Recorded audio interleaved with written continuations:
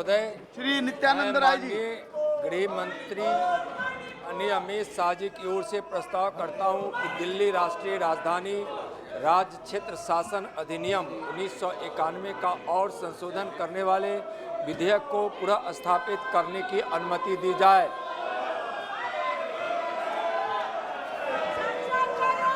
आप सीटों पे बैठे, आप चर्चा करना चाहते हैं, बिठाए। हाउस ऑर्डर माने दो, हाउस ऑर्डर माने दो।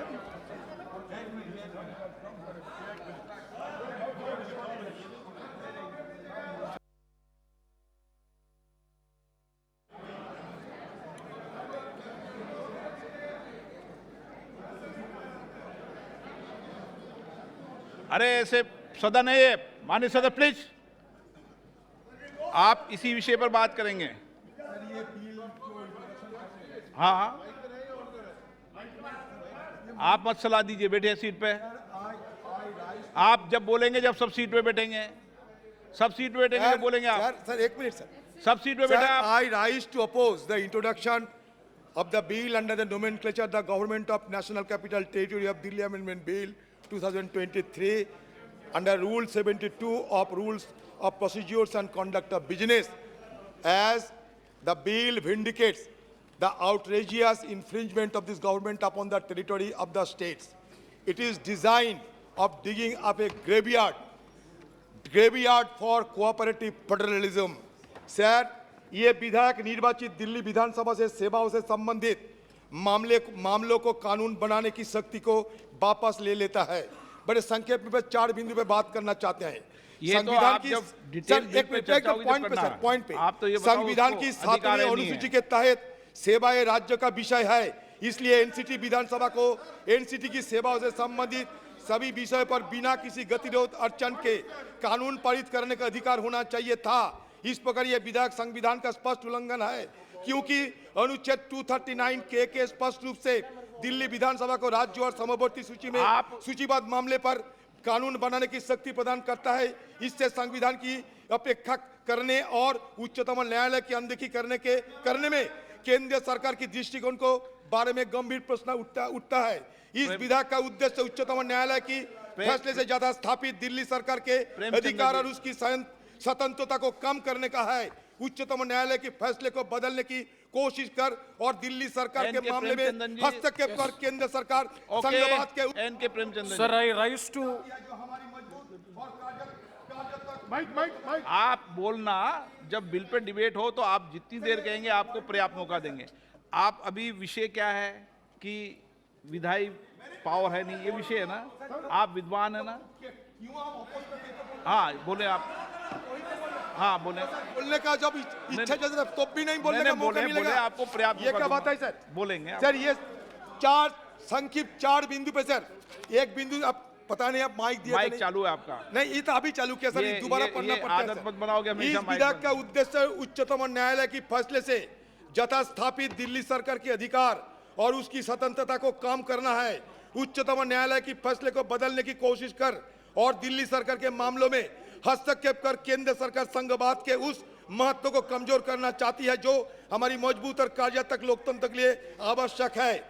3 नंबर सर, आप विधायक और अध्यादेश उच्चतम न्यायालय की इस फैसले को निष्प्रभावी करने का प्रयास करते हैं, जिसमें दिल्ली सरकार की शक्तियां को बहाल करते हुए कहा गया था कि अगर सरकार को अपने नौकरों पर नियंत्रण नहीं।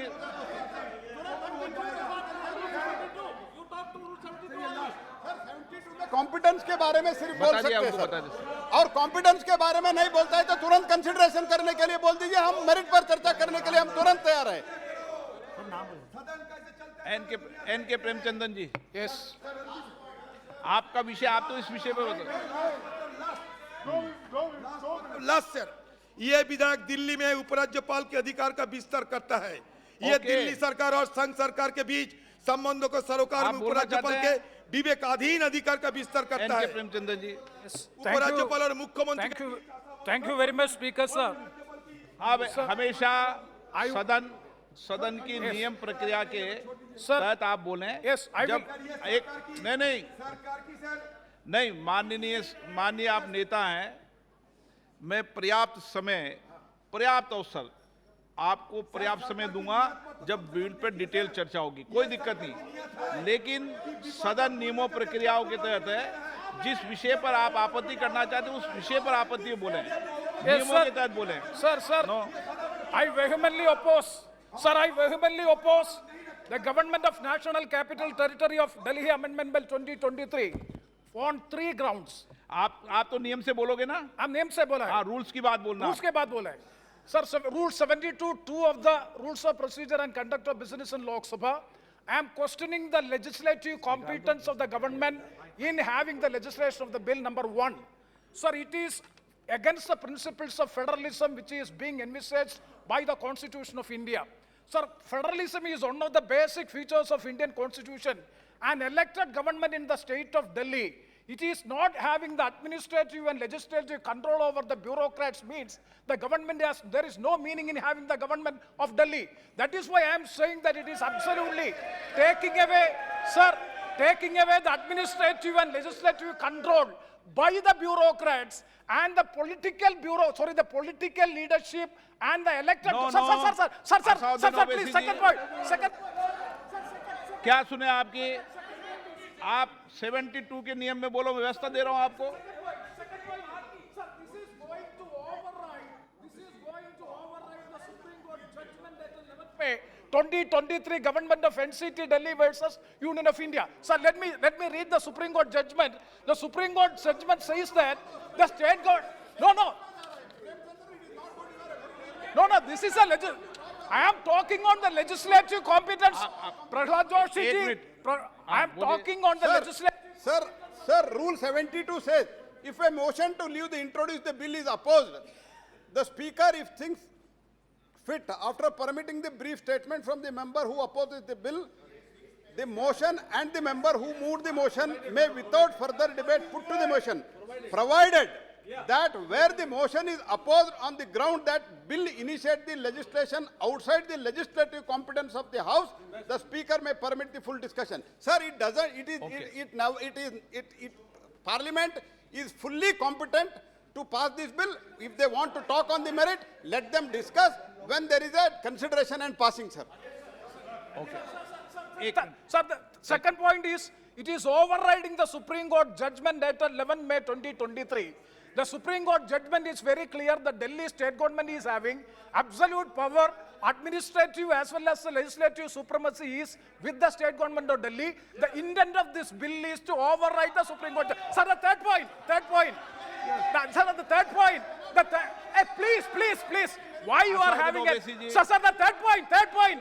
239, sir, through 239, clause 7 of Constitution of India. Sir, so far the last 30 years of Indian experience, so far the clause 7, 239 article of the Constitution has not been invoked. Here in the preamble, if you go to see, there are 2 pages of preamble. In preamble, sir, very valid point, sir. In preamble, nowhere it is stated that why clause 7, 239 is invoked is not being stated in the preamble. Preamble is incomplete. Therefore, I strongly oppose the bill in introducing. Speaker sir, मैं शुक्रगुजार हूं हमारे opposition leader का कि बगैर प्रधानमंत्री के house चलने दिया सर। इन्होंने बगैर प्रधानमंत्री के हाउस चलने दिया, इनका शुक्रिया अदा करता हूं सर। तो ये चेस और लूडो का खेल हो रहा है सर, उधर से चेस खेला जा रहा है, इधर लूडो खेला जा रहा है सर। मैं इसलिए अपोज कर रहा हूं कि ये आर्टिकल 123 का वायलेशन है। एक सिंपल बिल से आप संविधान को अमेंड नहीं कर सकते। तीसरा, ये theory of separation of powers का वायलेशन है। चौथा ये है कि सर, सुप्रीम कोर्ट का 4 जुलाई 2018 का 5 जजेस का जजमेंट है। तो इसीलिए मैं ये कहता हूं कि ये इस हाउस को लेजिस्लेटिव कॉम्पिटेंस नहीं है, इसलिए मैं इस बिल की मुखालिफत कर रहा हूं। अब जबकि हमारे लीडर ऑपोजिशन ने अलाउ कर दिया बगैर प्रधानमंत्री के, मेरी आपसे गुजारिश है सर, मैं डिवीजन पूछूंगा, अब डिवीजन कराइए। स्वागत Rai ji. Sir, with all the vehemence at my command, I beg to oppose the National Capital Territory of Delhi Amendment Bill 2023. As has been mentioned before, that this bill is well outside the legislative competence of Parliament, because the Supreme Court, in a passed a judgment in CA number 2357 of 2017 on 11th May 2023 in the matter of Government of NCT of Delhi versus Union of India. Now, to override the Supreme Court judgment, the government has brought forward a bill. This is totally autocratic. It abrogates. Sir, हो जाएगा sir. Sir, अब प्रेमचंद्रन को 4 बार मौका दिया. मुझे भी 1-2 बार दीजिए. Sir, वो complete. Sir, I want to say that this is total abrogation of the legislative power of the Union Capital Territory of Delhi under Article 239 A of the Constitution. कल आपको पर्याप्त मौका दूंगा. चलाओ सदन, पूरा सबको मौका देंगे. अध्यक्ष पूरा अध्यक्ष समय, महोदय, कल आप सबको पूरा समय दूंगा. जो अध्यक्ष बोलना महोदय, ये बिल पूरी तरीके से गैर कानूनी है. कानूनन बात करो. ये आप तो पूरी तरीके से गैर कानूनी है. आपको भी पता है, page 772 of Kaul Shakdher practice and procedure of parliament में. मुझे कंप्लीट करने दीजिए. एक मिनट बैठिए. माननीय सदस्यगणों, मैं पुनः आपसे आग्रह करता हूं कि ये संसद है और संसद में बोलते समय हर शब्द का उच्चारण ठीक होना चाहिए. हमारे गौरव गोगोई जी उपनेता हैं, वो बोलते हैं आपको भी पता है. अगर मुझे पता होता तो मैं इस बिल को इंट्रोड्यूस ही नहीं करता. नो, मुझे पता होता तो मैं बिल को इंट्रोड्यूस कैसे करता. आप तो सीट पर आपत्ति पैदा कर रहे हैं कि मुझे पता है. मुझे पता होता तो मैं इंट्रोड्यूस कैसे मिलता. ये तो बहुत बड़ा विषय हो जाएगा. नो, इन शब्दों को वापस लो. ऐसे चलिए. चाहता हूं सर, मुझे संरक्षण की आपकी आपका आवश्यकता नहीं है. संरक्षण चाहता हूं कि आपके पीठ से एक निर्देश जाए कि ये जो बिल है सब्सटेंटिव पॉलिसी नहीं है. और ये जो कॉलन शक्दर का जो लिखा है कि when a leave of house to the moving of a motion has been granted, no substantive motion on policy matter is to be brought before the house by the government till the motion of no confidence has been disposed of. Motion of disconfidence has not been disposed of. This is a substantive policy. It is illegal. It will be challenged and this has no merit, sir. अब ruling दीजिए कि ये substantive. Thank you, sir. I too would like to oppose the introduction under Rule 72 of the Rules of Procedure, and particularly on the issue of legislative competence. I have 4 brief points, sir. First, the bill violates the defining feature of a federal democracy, the division of power. It undermines the Delhi Legislative Assembly and the Delhi government, and by trying to supersede the Supreme Court's decision on the matter, the union government appears to undermine the constitutional principle of federalism. Number 2, sir, just 4 quick points. Sankshipt mein bol raha hu. Number 2, the bill infringes the principle of representative democracy, which is a basic feature of the Constitution. The legislators are accountable to their electorate. The electorate must have a say in who governs them. If the Delhi government is not able to control and hold to account the officers posted in its service, sir, the fact is that it's their responsibility. The legislature cannot be fulfilled. The principle of collective responsibility extends to the responsibility, sir, of the government for its own officers. You cannot give bureaucrats the authority that belongs to elect. I am before you, sir. I am before you. Sir, actually, the government is day by day going autocratic. That is what everybody feels here. Sir, ever since the first no confidence motion has brought in to this house in 1956, there is no such precedence to discuss any substantive motive before the discussion of. आप इस विषय bill pay बोलिए. Before the discussion of no confidence motion taken. Moreover, it is very much against the judiciary, which the Supreme Court has already pronounced. Honorable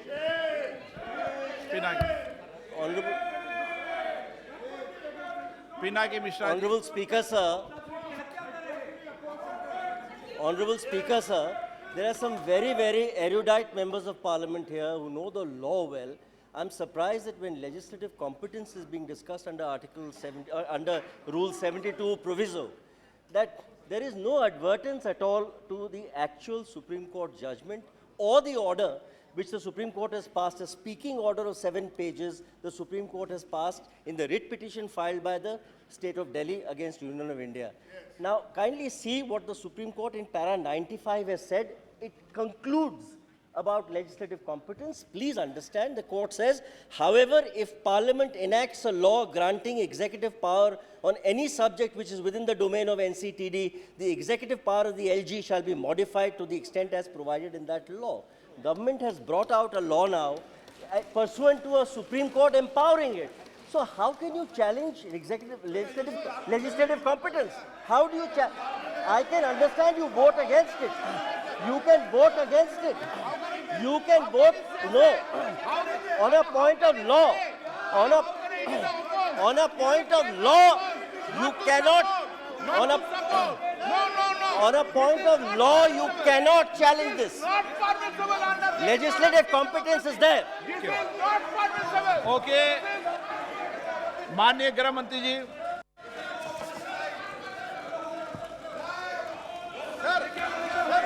माननीय अध्यक्ष जी, विपक्ष के सदस्यों के द्वारा जो मुद्दे संसद के नियमों के अनुसार उठाए गए, मैं इसकी स्पष्टता इस महान सदन के सामने करना चाहता हूं।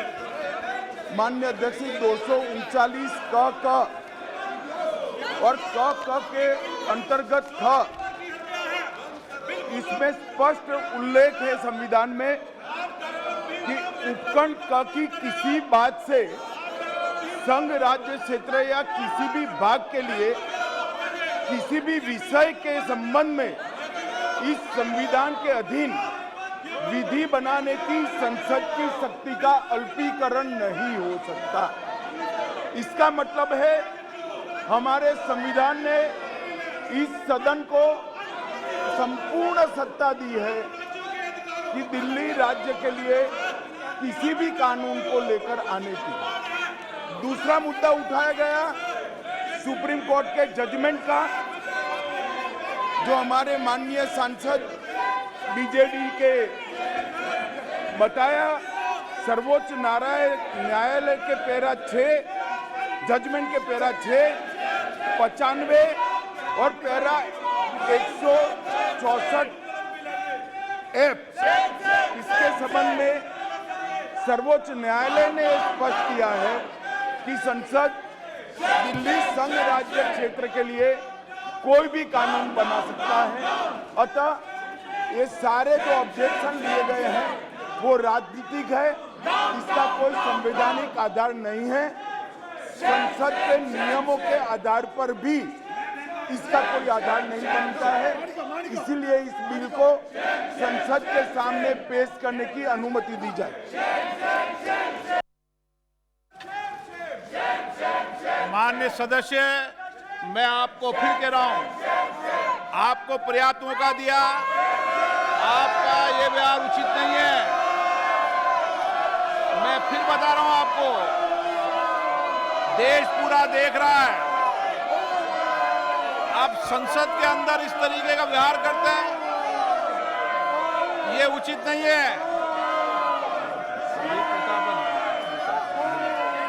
प्रश्न ये कि विधेयक को प्रस्तावित करने की अनुमति प्रदान की जाए। जो सदस्य इसके पक्ष में हाँ गए, जो सदस्य विरोध में ना गए, मेरे विचार में निर्णय हाँ वालों के पक्ष में, हाँ वालों के पक्ष में। माननीय मंत्री जी विधेयक को प्रस्तावित करें। श्री नित्यानंद राय महोदय, मैं विधेयक प्रस्तावित करता हूं।